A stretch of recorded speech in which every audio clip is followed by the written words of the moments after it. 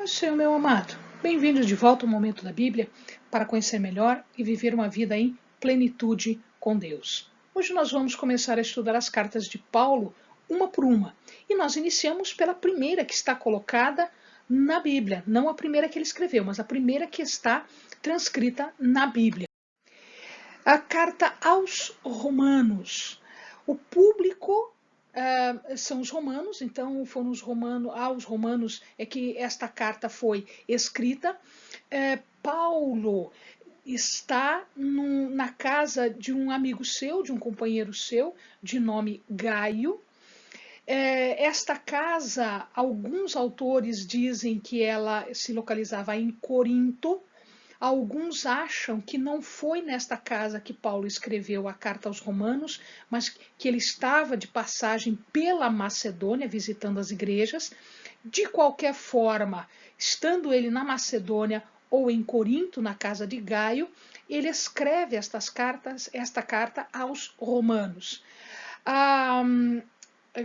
Aqueles que imaginam que a casa de Gaio foi o local onde ele escreveu, explicam também que não foi Paulo que pessoalmente escreveu. Ele ditou esta carta para uma pessoa de nome Tértius. Isto era muito comum. As pessoas ditavam as cartas e alguém outro escrevia as cartas para esta pessoa.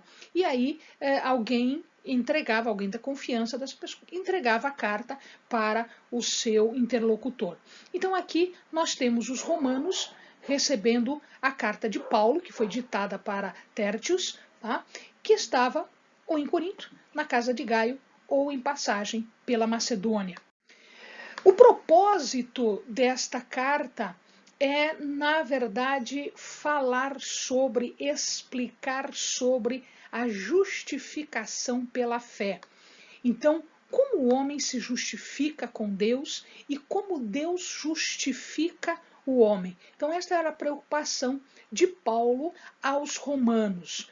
E aí nós temos uma das passagens que reflete esta carta maravilhosamente bem, que está no versículo de número 17 do capítulo 1, onde Paulo fala que o justo viverá pela fé.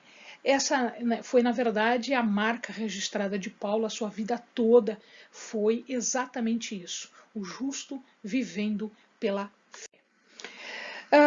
A carta ela tem dois blocos, dois conjuntos. No primeiro momento, Paulo fala de toda a doutrina da justificação, a necessidade de ser justificado, como o processo com que acontece essa justificação, as bênçãos e os privilégios de uma pessoa que está justificada, e finalmente ele termina falando daquele judeu que não acredita nisso, do judeu incrédulo, né? As consequências disso. E finalmente ele passa para uma parte mais prática, dando todas os deveres, falando sobre como fazer isso, como demonstrar que se vive justificado pela fé, ou seja, os deveres que estão relacionados com a justificação pela fé. Amém, amados? Bons estudos!